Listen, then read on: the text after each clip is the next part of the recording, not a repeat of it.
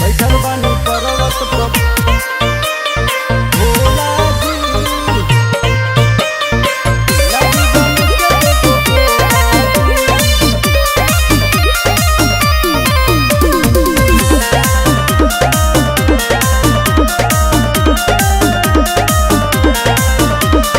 बैठल बानी पर्वत पर भोला जी, लागी गणेश के कोको कोला जी। बैठल बानी पर्वत पर भोला जी, लागी गणेश के कोको कोला जी।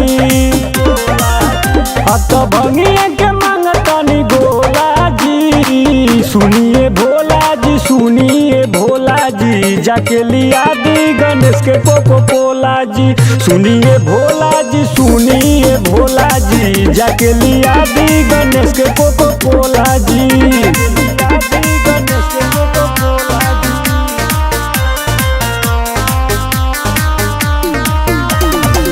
जाके लिया दी गणेश के कोको कोला जी।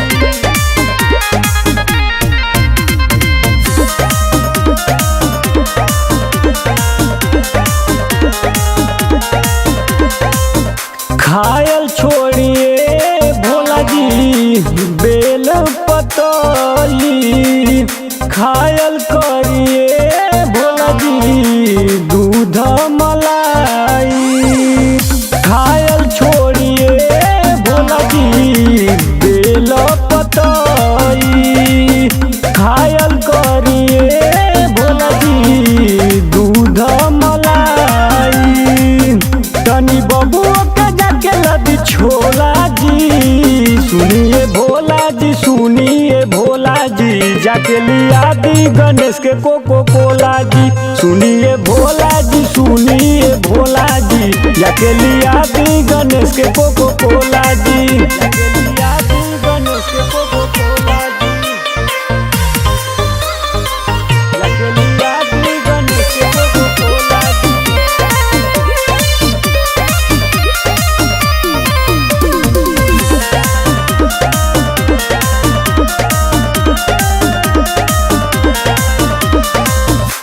पावन आइल बा स्वामी जी सावन के महीना, सबे कवरियन के दुखवा कटीना।